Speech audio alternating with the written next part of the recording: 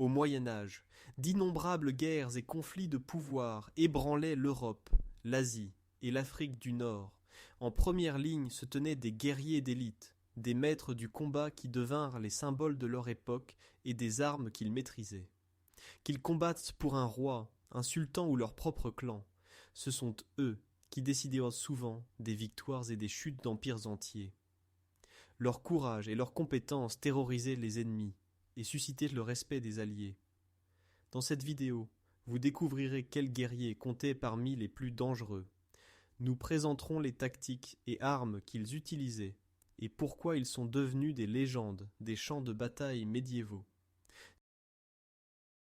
Si vous vous êtes déjà demandé qui inspirait vraiment la terreur sur le champ de bataille médiéval, vous êtes au bon endroit, vous trouverez les réponses ici même. Préparez-vous aux histoires dramatiques de combattants dont les noms suscitent encore l'admiration aujourd'hui. Imaginez le martèlement des sabots et le cliquetis des armures. Les chevaliers normands se ruent à l'attaque. Ces descendants des Vikings installés en Normandie étaient la cavalerie lourde de premier plan du Moyen Âge, armurée de la tête aux pieds d'une cotte de mailles et protégée par de grands boucliers de cavalerie en forme de dragon. Ils dominaient les champs de bataille du XIe siècle. Ils se sont illustrés pour la première fois en 1066 à la bataille d'Hastings, quand les chevaliers normands, sous le commandement de Guillaume le Conquérant, ont écrasé l'armée saxonne anglaise. C'est précisément cette victoire qui changea le cours de l'histoire européenne. Les Normands conquirent l'Angleterre et posèrent les fondements d'une nouvelle noblesse et culture. Selon les chroniques de l'époque, les Saxons furent choqués par l'effet dévastateur de la cavalerie normande, qui brisa leurs solides murs de fantassins par des charges de lanciers à cheval. Les chevaliers normands représentaient un nouveau type de guerrier, le chevalier en armure sur un destrier. Leur arme principale était la longue lance qu'ils pouvaient, au galop du cheval, abattre l'adversaire avec une force énorme. Quand la lance se brisait au combat, ils dégainèrent les épées. Celles-ci avaient pour eux une signification presque sacrée. Plus d'une chanson et épopée chante l'épée du chevalier normand comme un fidèle compagnon, capable de trancher bouclier et ennemi d'un seul puissant coup. La tapisserie de Bayeux, célèbre chronique brodée de la bataille d'Hastings, montre les Normands en armure complète, casque conique avec protège-nez, cotte de mailles descendant jusqu'aux genoux et naturellement leur bouclier typique. Grâce aux étriers et à un entraînement rigoureux, les cavaliers normands pouvaient mener une charge frontale dévastatrice, quelque chose que les champs de bataille européens n'avaient jamais connu auparavant. Les Normands ne combattaient pas seulement en Angleterre.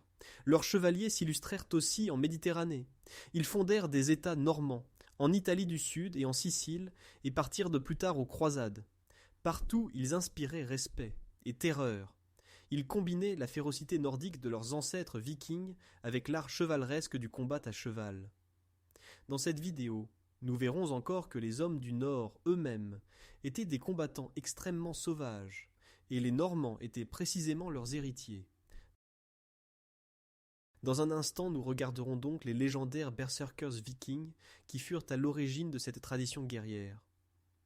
À travers les sombres forêts de l'Europe du Nord résonne le cri de guerre, et du brouillard émergent des silhouettes musclées, avec boucliers et haches, arrivent les berserkers vikings.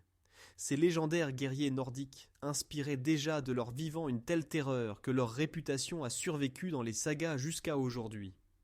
Le mot berserk signifie en traduction chemise d'ours, prétendument parce que les berserkers allaient au combat vêtus de peau d'ours ou de loup et croyaient que la force de la bête passait en eux.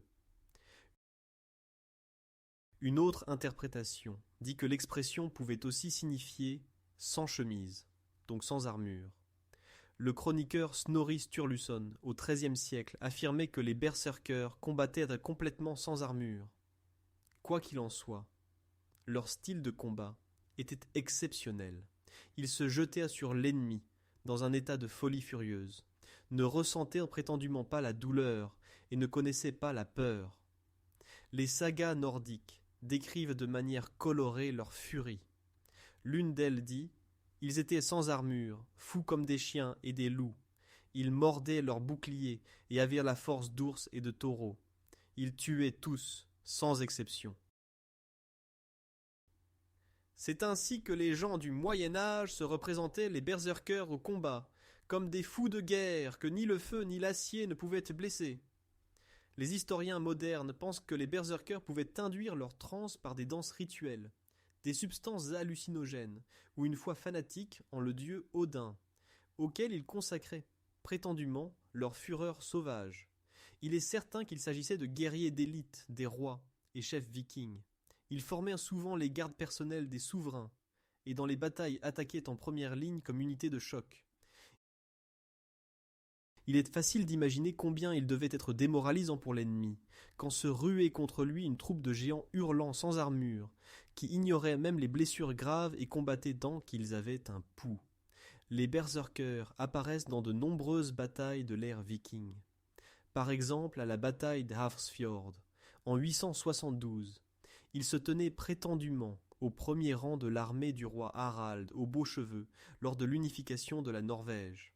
Selon les sagas, ils servirent aussi comme mercenaires. Certains arrivèrent jusqu'à Byzance, où ils formaient le noyau de la célèbre garde Vareg des empereurs. Comme garde personnelle des dirigeants byzantins, les hommes du Nord se distinguèrent par leur bravoure, mais les plus sauvages d'entre eux, les berserkers, restèrent une légende, principalement chez eux au Nord. Leur courage enragé avait cependant contre lui une arme, sous la forme de discipline et d'armure lourde, dans d'autres parties du monde. Tout de suite après, nous nous déplacerons donc vers la Méditerranée orientale, vers des guerriers qui comptaient sur une attaque parfaitement organisée en armure complète, les cataphractaires byzantins. Dans le lointain Empire byzantin, héritier de l'Empire romain d'Orient, naquit un autre type de combattant redouté, le cataphractaire. Imaginons une unité de cavalerie, où cavalier et cheval sont littéralement blindés de la tête aux pieds. C'était le cataphractaire byzantin, sommet de la cavalerie lourde de son époque. Le mot même, cataphractaire, vient du grec et signifie entièrement couvert d'armure. Et effectivement, les chroniqueurs décrivent que les cataphractaires portaient des armures de plaques ou d'écailles qui couvraient tout le corps du cavalier, et souvent aussi son cheval. Sous le casque, on ne voyait presque pas leur visage, et leurs destriers de fer brillaient de multiples plaques de fer. Sur le champ de bataille, une telle unité faisait l'effet d'un tank vivant. Elle roulait lentement et irrésistiblement vers l'avant et brisait les rangs ennemis. Les cataphractaires étaient des soldats d'élite de l'armée byzantine, entraînés pendant de longues années. Dès le VIe siècle, l'historien Procope écrit à leur sujet qu'il s'agissait de la cavalerie la plus lourde de son époque, capable de faire face, même à la supériorité numérique. Leur arme principale était la longue lance, en grec kontos, qu'ils tenaient à deux mains et avec laquelle ils attaquaient en formation serrée. Imaginez des dizaines de chevaliers blindés côte à côte, chargeant au galop dans une contre-attaque. Le coup de lance et le poids du cheval pouvaient percer même la défense la plus tenace. Mais les cataphractaires n'étaient pas que des béliers sans cervelle. Selon les manuels militaires byzantins, comme le célèbre Stratégicon, ils apprenaient aussi le tir à l'arc, le combat à l'épée et à la masse, pour le cas où après avoir percé la ligne, on en viendrait au combat rapproché. Ces cavaliers fonctionnaient donc comme cavalerie, polyvalente. D'abord ils criblaient l'ennemi de flèches, puis le brisaient par une charge frontale de lanciers, et enfin l'achevaient aux armes blanches. Pour leur époque, les cataphractaires avaient une discipline et un entraînement excellents. Ce n'étaient pas des chevaliers individuels cherchant la gloire personnelle, mais une partie d'une armée professionnelle dirigée par une tactique ingénieuse. L'Empire byzantin les déployait dans les batailles clés comme atout décisif. Par exemple, au Xe siècle, l'empereur Nicéphore Phocas compte sur la cavalerie lourde lors de la restauration du pouvoir de l'Empire. Les cataphractaires, sous son commandement, écrasaient les unités de cavalerie arabes et perses et inspiraient admiration et envie aux voyageurs occidentaux. On disait que L'armure des cuirassiers à cheval byzantin suscite l'émerveillement dans toute l'Europe. Effectivement, la culture chevaleresque européenne put emprunter bien des choses précisément aux Byzantins, par exemple la selle de cavalerie à pommeau haut ou la tactique d'attaque coordonnée de la cavalerie. Les cataphractaires byzantins étaient donc une sorte de prototype des chevaliers médiévaux, poussés à la perfection. Leur importance déclina cependant progressivement avec l'avènement de nouvelles menaces, notamment les armes à feu et les archers mobiles de l'Est. Et c'est précisément de l'Est qu'arriva au XIIIe siècle la catastrophe qui balaya de nombreuses armées, l'invasion des Mongols. Comme il s'avéra, il existait cependant des guerriers qui savaient même faire face aux Mongols. Dans un instant, nous révélerons qui arrêta les Mongols dans leur campagne. Mais avant cela, nous regarderons la redoutable cavalerie d'élite du cœur du monde islamique qui y parvint, les Mamelouks. Dans les déserts brûlants du Proche-Orient, naquit une puissance inattendue.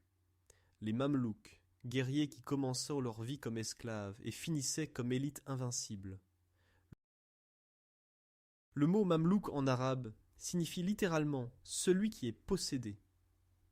Ces combattants étaient originellement des garçons achetés en esclavage, souvent de terres lointaines, des steppes turques, du Caucase ou même d'Europe.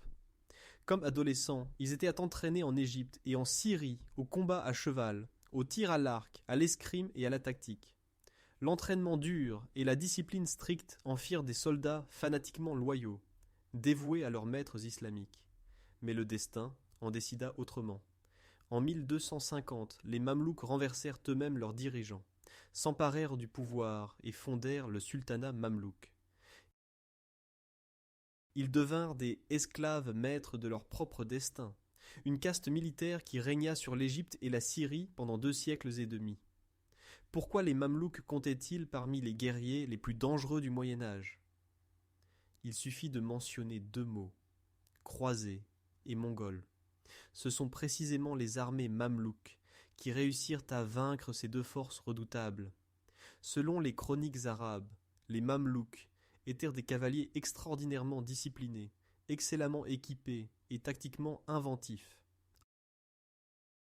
En 1260, à Ain Jalut, en Palestine, ils terrassèrent le mythe de l'invincibilité mongole. Le sultan mamelouk Kutuz et son général Baybar y vainquirent de manière écrasante l'armée mongole et arrêtèrent ainsi l'avancée de l'Empire, qui avait auparavant détruit tout de la Chine à Bagdad. La bataille d'Ain Jalut est encore aujourd'hui considérée comme un tournant. Pour la première fois, quelqu'un arrêta l'avalanche mongole. Et le mérite en revenait précisément aux Mamelouks, dont la cavalerie combinait mobilité, tir à l'arc et charge de cavalerie lourde. Les Mamelouks mirent aussi définitivement fin aux États croisés au Proche-Orient. Ce furent eux qui en 1291 prirent Acre, dernier bastion des croisés en Terre Sainte, et chassèrent les chevaliers européens du Levant. Les pèlerins européens décrivaient les Mamelouks avec respect. Ils étaient excellemment entraînés à l'équitation, souvent vêtus d'armures de plaques et de mailles et équipés de longs sabres, de lances et d'arcs réflexes. Leurs unités militaires fonctionnaient comme une machine bien huilée qui punissait chaque erreur de l'ennemi. Bien qu'originellement esclaves, ils jouissaient dans la société musulmane d'un grand respect. Ils étaient considérés comme les vrais maîtres de l'épée. Dans leurs mains, le riche Égypte devint une puissance militaire. Grâce à eux, l'invasion mongole fut stoppée et toute la civilisation islamique leur doit sa défense. Tandis que les Mamelouks menaient à l'est la guerre sainte contre les infidèles, en Europe, l'Église elle-même soutenait la création d'ordres guerriers chrétiens. L'un d'eux était le célèbre ordre des chevaliers teutoniques, que nous allons maintenant examiner de près. L'Europe médiévale connut plus d'une confrérie chevaleresque redoutée, mais peu d'entre elles acquirent une réputation telle que l'ordre des chevaliers teutoniques. Cette organisation militaro-religieuse, fondée originellement en Terre Sainte à la fin du XIIe siècle, se déplaça bientôt en Europe et devint l'instrument d'une croisade contre les peuples païens de la Baltique. Les chevaliers teutoniques, comme on les appelle aussi, portaient des manteaux blancs, avec une croix noire, et prononçaient des vœux monastiques, tout en étant cependant des guerriers professionnels, avec une discipline d'ordre stricte. Leur devise était obéissance, pauvreté et chasteté. Mais sur le champ de bataille, ils se rendirent célèbres, surtout par leur cruauté et leur inflexibilité. Au XIIIe siècle, ces chevaliers partirent au combat contre les Prussiens, les Lituaniens et d'autres peuples baltes qu'ils considéraient comme des païens dignes d'être convertis à la foi. La réalité de la croisade vers l'Est fut cependant rude. Les sources de l'époque mentionnent des massacres de villages, la fondation de forteresses qualies sur territoire conquis, et des baptêmes forcés par le feu et l'épée. L'ordre des chevaliers teutoniques se construisit progressivement en Prusse, son propre État. Il créa la base de la future Prusse et devint une puissante force régionale. Ces chevaliers étaient parfaitement équipés et organisés selon le modèle de la hiérarchie monastique.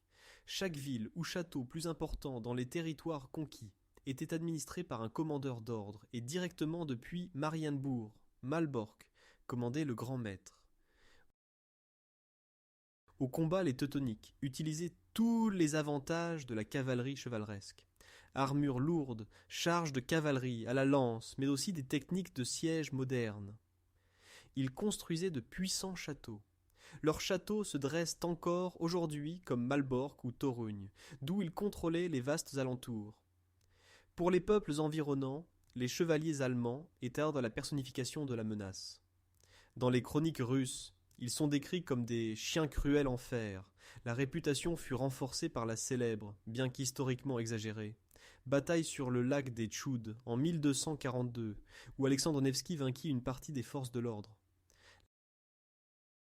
La véritable culmination du pouvoir de l'ordre fut cependant la bataille de Grunwald-Tannenberg en 1410, où les chevaliers s'affrontèrent avec l'alliance des Polonais et des Lituaniens. Dans l'une des plus grandes batailles du Moyen-Âge, l'ordre subit une défaite écrasante. Le grand maître Ulrich von Jungingen tomba ainsi que la majorité du noyau de l'ordre. Grunwald montra que bien que redoutés, ces chevaliers n'étaient pas invincibles. Cela ne change rien au fait qu'avant cette chute, ils répandirent la terreur pendant 2 siècles. Ils menèrent des croisades sanglantes et leurs noms étaient prononcés avec effroi en Prusse et dans les pays baltes. Il est intéressant aussi de voir comme nous les percevons différemment. Dans l'histoire européenne, ils peuvent être pour les uns des héros de la foi, pour les autres de cruels conquérants.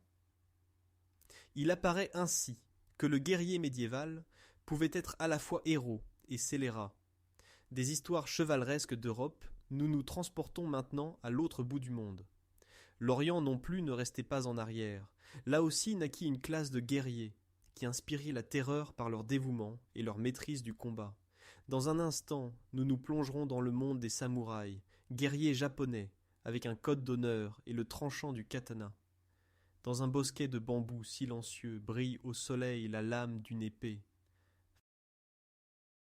Face à face, se tiennent 2 hommes en armure. Le vent agite les bannières de soie aux armoiries familiales. Les samouraïs se préparent au duel, à la vie et à la mort. Le samouraï japonais compte parmi les guerriers les plus connus de l'histoire et se range à juste titre aussi parmi les combattants les plus dangereux du Moyen-Âge. Déjà leur seul code d'honneur, le Bushido, exigeait un courage absolu, la fidélité au Seigneur et le mépris de la mort. Les samouraïs étaient d'élite de la société japonaise, noblesse guerrière privilégiée qui domina pendant des siècles la politique et les champs de bataille du pays du soleil levant. Chaque samouraï était entraîné au combat dès l'enfance. Il maîtrisait le tir à l'arc, l'équitation, la lance naginata et sans aucun doute la légendaire épée katana. C'est précisément au katana que se rattachent de nombreux mythes. On dit que c'est l'épée la plus tranchante au monde, et le samouraï qui la maniait pouvait prétendument d'un seul coup trancher le corps de l'ennemi même avec son armure. Que ce soit vrai ou non, les chroniques japonaises de l'époque relatent des histoires de maîtres de l'épée, qui dans les batailles réussissaient à tuer des nombres incroyables d'ennemis. Les samouraïs combattaient, non seulement individuellement, mais aussi comme partie d'armée de clans samouraïs menés par leurs daimyo, princes. Les combats classiques du Moyen Âge japonais ressemblaient à des tournois d'honneur. Avant la bataille, les samouraïs sortaient prétendument souvent des rangs et lançaient de paroles glorieuses. « Je suis un tel, du clan de tel, je défie le meilleur d'entre vous en duel !» L'adversaire de l'autre côté acceptait le défi, et sous les yeux des deux armées, ils menaient un combat singulier. Ce n'est qu'alors qu'éclatait la mêlée générale. Les samouraïs cependant n'étaient pas que des duellistes ostentatoires, ils étaient aussi maîtres de stratégie. Au XVe et XVIe siècle, pendant la période des États en guerre Sengoku, les généraux samouraïs menaient des armées géantes et appliquaient des tactiques réfléchies, où fantassins avec lances, archers et cavalerie agissaient en harmonie. Un exemple est la bataille de Nagashina, 1575, où les samouraïs du clan Oda déployèrent des armes à feu, arquebuses, en salve massive, et balayèrent la cavalerie samouraï traditionnelle de l'adversaire. Selon certaines chroniques, une poignée de samouraïs dévoués réussit à vaincre même une supériorité numérique de plusieurs fois.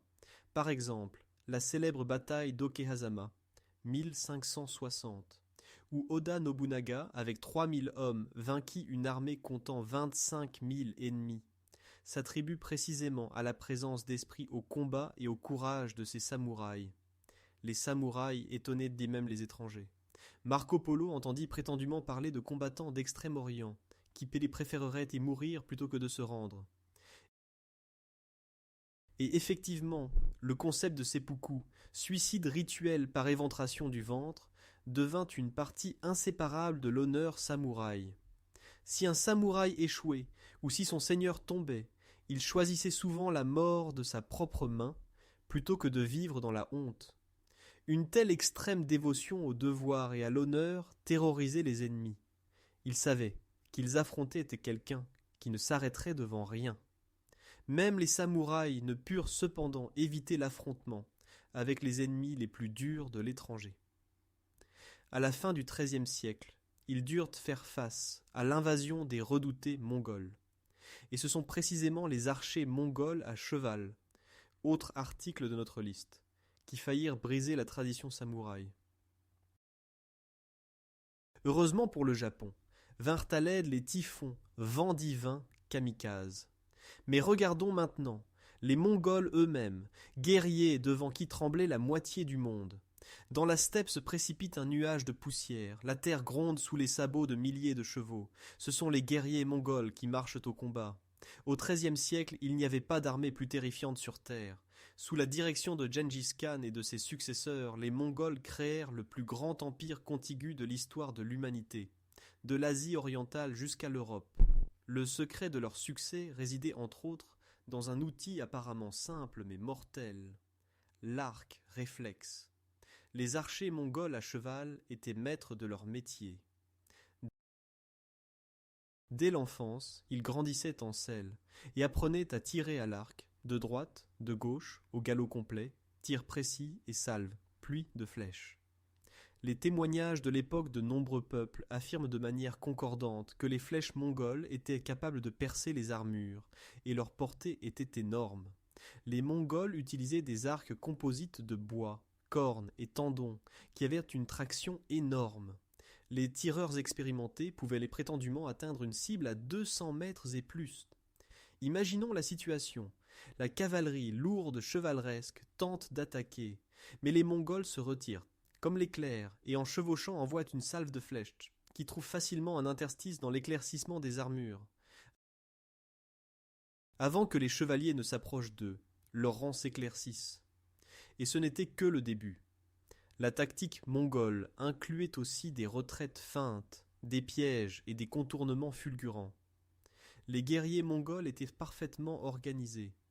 L'armée était commandée par des généraux expérimentés qui utilisaient des bannières de signalisation, des signaux de fumée et des tambours pour coordonner les unités. Gengis Khan instaura une discipline dure. Si un soldat désobéissait à un ordre, on punissait parfois toute la dizaine ou centaine à laquelle il appartenait. Donc la cohésion des unités était vitalement importante. Dans les batailles, les Mongols n'hésitaient pas à massacrer les adversaires récalcitrants pour répandre la terreur. De nombreuses villes se rendirent sans combat, rien que par terreur de leur réputation. On pourrait donc dire que les archers mongols étaient dangereux non seulement par leur habileté, mais aussi par leur effet psychologique. Là où leurs armées arrivaient au galop, là se répandait la panique. À l'exception des Mamelouks, presque personne ne réussit à arrêter les Mongols. Leurs raids foudroyants renversèrent les anciens empires, la Chine, la Perse, la Russe de Kiev, tout tomba. En 1241, ils pénétrèrent jusqu'en Europe centrale et vainquirent la noblesse hongroise et polonaise, bataille de Mohy et Legnica. Seule la mort du fils du Khan et le retrait qui s'ensuivit les empêcha d'une invasion encore plus profonde. Pour les chevaliers européens, les Tatars, comme ils appelaient les Mongols, étaient une révélation. Combattants de petite stature mais extrêmement tenaces, endurants et parfaitement coordonnés. On disait qu'un cavalier mongol parcourait quotidiennement des distances énormes et se contentait d'un minimum de nourriture. La légende prétend que quand c'était le pire, un Mongol pouvait survivre plusieurs jours rien qu'avec le sang de son cheval. Il incisait une veine et buvait pour chasser la soif et la faim. Ils étaient si résistants. Les archers mongols représentèrent donc un style de guerre complètement différent de celui auquel on était habitué en Europe. Et c'est précisément en réaction à la menace de la cavalerie et des flèches que les Européens commencèrent à chercher de nouvelles tactiques pour préserver l'honneur chevaleresque face aux traits mortels. L'une des solutions les plus révolutionnaires vint finalement des Alpes. Les montagnards de là-bas montrèrent que même de simples fantassins avec de longues piques pouvaient écraser les fameux chevaliers. Regardons les piquiers suisses. Sur une prairie entourée de sommets alpins se dressent les rangs serrés d'hommes. Du sol dépasse une forêt de longues lances. Les piquiers suissent et attendent l'attaque des chevaliers. Quelqu'un commande, la terre gronde sous l'assaut des sabots de chevaux, et la cavalerie lourde se lance. Mais au lieu de percer la formation des fantassins, elle s'empale sur leurs piques de 5 à 6 mètres de long, comme une vague se brisant sur un récif. Quand la poussière se dissipe, l'attaque des chevaliers est stoppée, et c'est un carré compact de piquiers qui passe à la contre-attaque. C'est exactement un tel renversement qui se déroula pour la première fois en 1315 à la bataille de Morgarten, où une poignée de montagnards suisses surprit les chevaliers autrichiens lourdement armés. Pour la noblesse chevaleresque, ce fut un choc. Jusqu'alors, il était admis que le chevalier à cheval était le roi du champ de bataille, et que de simples fantassins pouvaient difficilement l'égaler.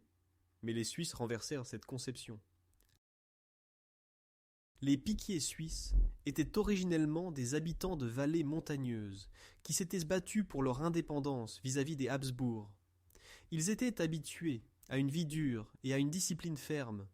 Au lieu d'épées et d'armures coûteuses, ils misèrent sur la longue lance, la pique, et sur le fait qu'ils combattraient ensemble, épaule contre épaule.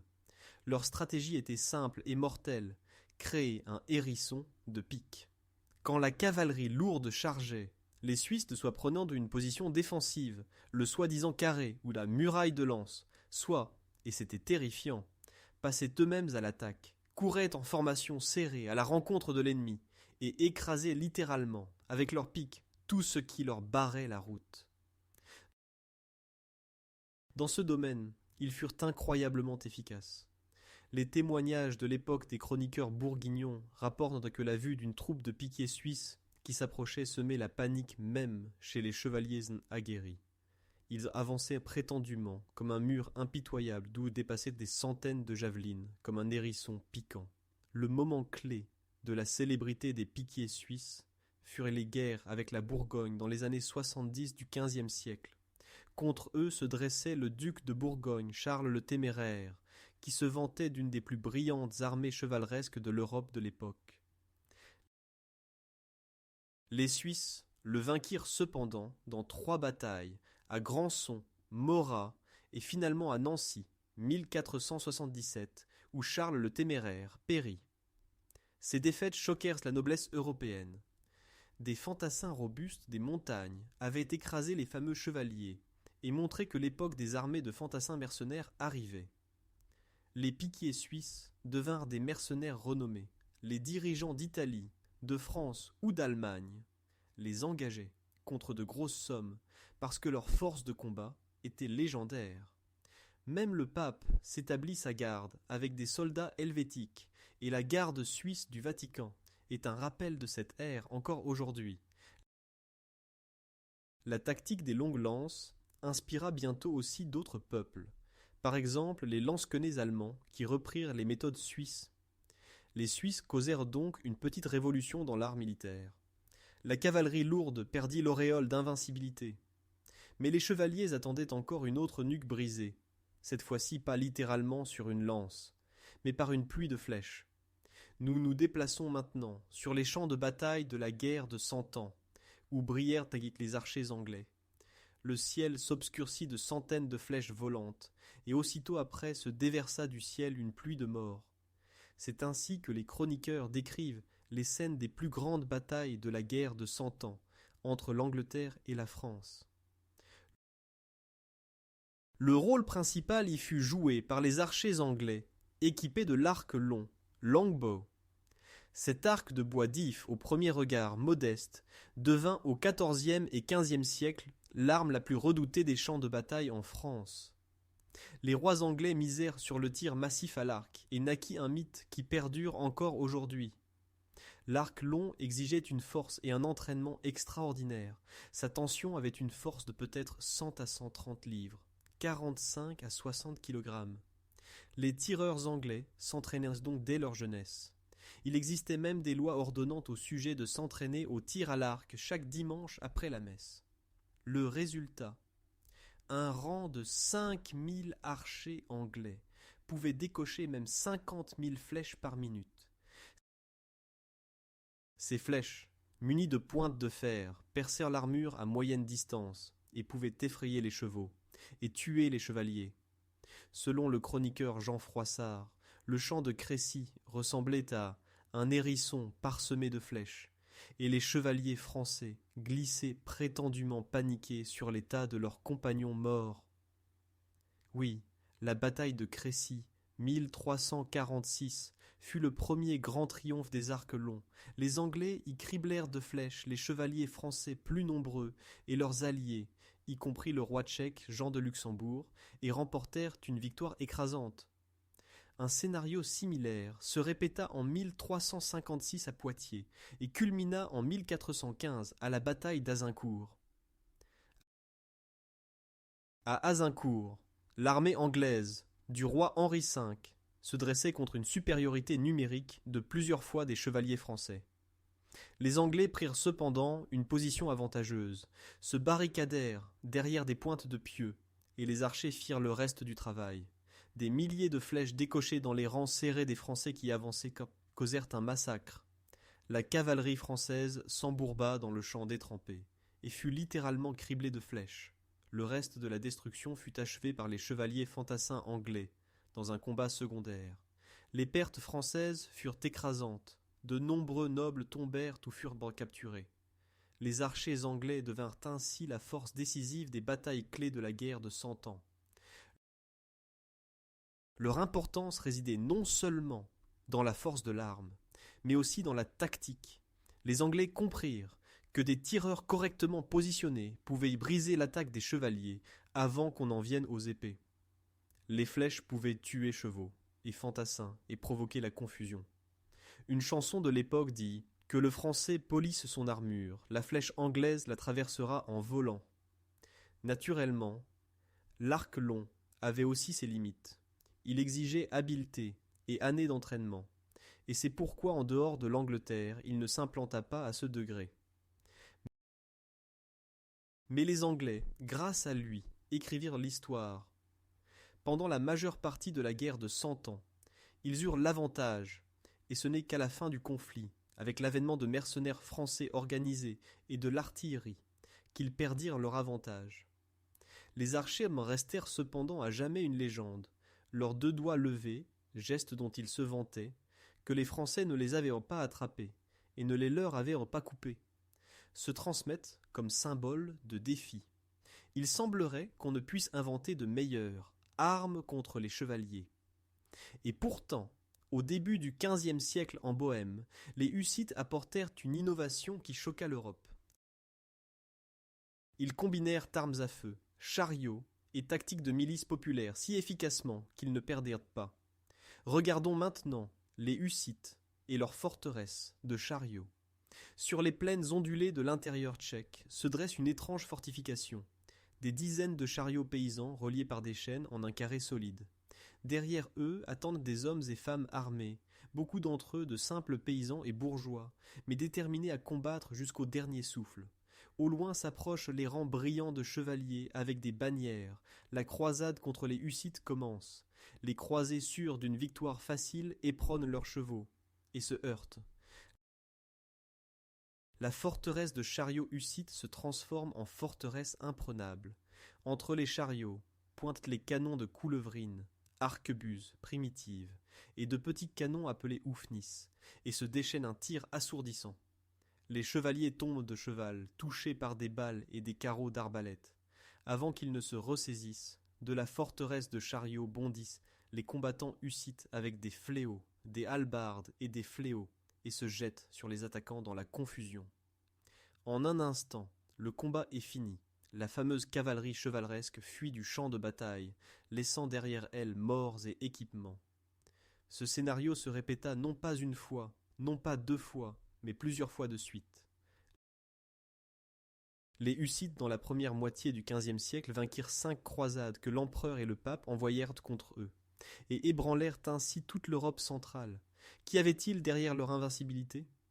Outre le zèle religieux et la volonté de fer, c'était précisément la tactique innovante de la forteresse de chariots. L'idée simple mais géniale. Les chariots paysans, habituellement utilisés pour le transport, les Hussites les relièrent par des chaînes roue contre roue et créèrent une barrière mobile derrière laquelle se cachèrent les tireurs. Le chariot fournit en plus un appui pour les armes à feu. Les Hussites furent parmi les premiers à utiliser massivement arquebuses et petits canons de campagne. C'est précisément du hussiste oufnis que dérive le mot actuel obusier. Depuis la sécurité derrière les chariots, ils pouvaient bombarder les chevaliers qui s'approchaient, ce qui désorganisait et divisait la cavalerie. Dès que l'attaque chevaleresque s'enlisait, les Hussites n'hésitaient pas et passèrent à la contre-attaque. Les chariots se détachaient et sortaient vers l'avant, où par des passages latéraux surgissait l'infanterie avec des armes typiques comme le fléau, massue ferrée, le fléau, fléau agricole, transformé pour battre le blé, ou la hallebarde, lance combinée avec une hache. Pour les chevaliers en armure lourde, souvent déjà blessés par les tirs, c'était un affrontement fatal. Soudain, ils se trouvaient face à des unités légères, mobiles, qui pouvaient les arracher de leurs chevaux et les liquider. Les guerres hussites donnèrent à l'Europe l'un des plus grands chefs de guerre de l'époque. Jan Žižka de Troknov fut le cerveau de la plupart des victoires hussites. Ce vieux guerrier, d'ailleurs aussi un guerrier qui perdit la vue pendant les combats, et continua pourtant à vaincre, ne connut jamais la défaite. On dit que Jan Žižka ne fut jamais vaincu dans une bataille qu'il commandait, et les historiens confirment qu'aucune bataille où Žižka était à la tête ne fut perdue par les Hussites. C'est un bilan inouï pour un général médiéval.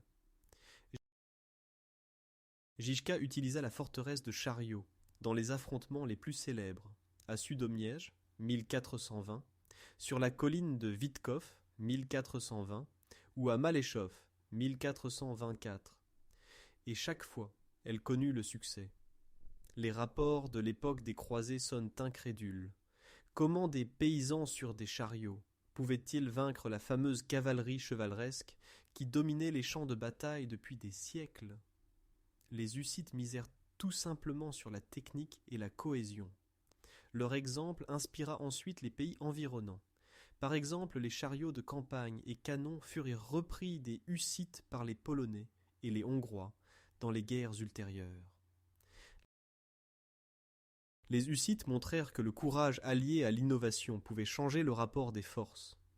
Aujourd'hui, nous vivons dans une époque beaucoup plus pacifique que les gens du Moyen Âge. Pourtant, les légendes sur les guerriers médiévaux ne cessent de nous fasciner.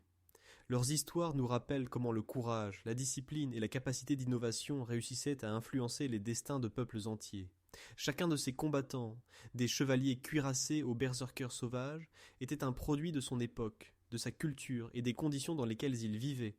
Que nous les percevions aujourd'hui comme des héros ou de cruels conquérants, ils ont une chose en commun. Par leur courage et leur maîtrise du combat, ils se sont inscrits dans l'histoire. Leur héritage peut nous inspirer, non seulement pour une connaissance plus approfondie du passé, mais aussi pour la détermination à affronter nos propres défis. Et pour finir, un défi pour vous, spectateurs. Si cette aventure dans l'histoire vous a intéressé, n'oubliez pas de mettre un like à la vidéo et de partager votre enthousiasme avec d'autres fans d'histoire. Devenez vous aussi des diffuseurs d'histoire qui ne devront pas tomber dans l'oubli. Merci pour votre attention et nous nous réjouissons de vous retrouver à la prochaine vidéo.